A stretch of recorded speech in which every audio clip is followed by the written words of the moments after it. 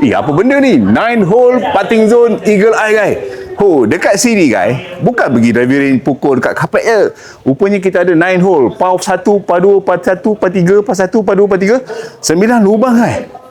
Kita boleh buat apa? Kita boleh lawan di 4 orang. Kita boleh main satu flight.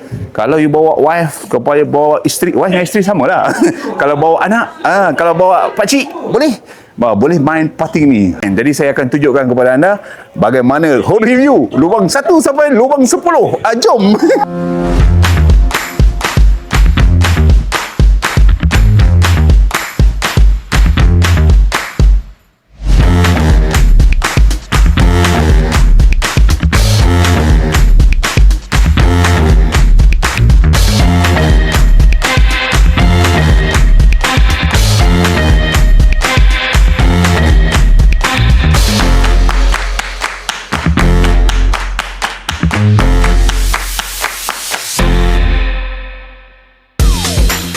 Okey guys, ini lubang nombor 4. Lubang nombor 4, par 3. Wah, paling panjang ni.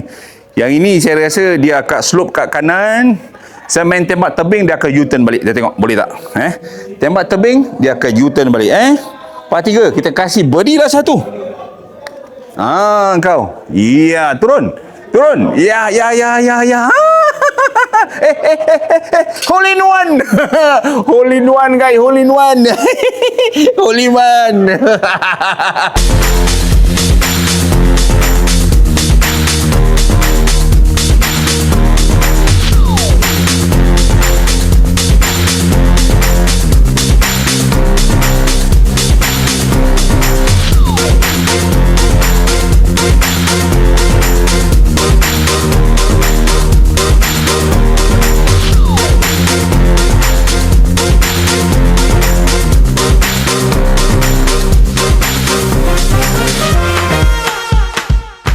Jadi di sinilah tempatnya, guys.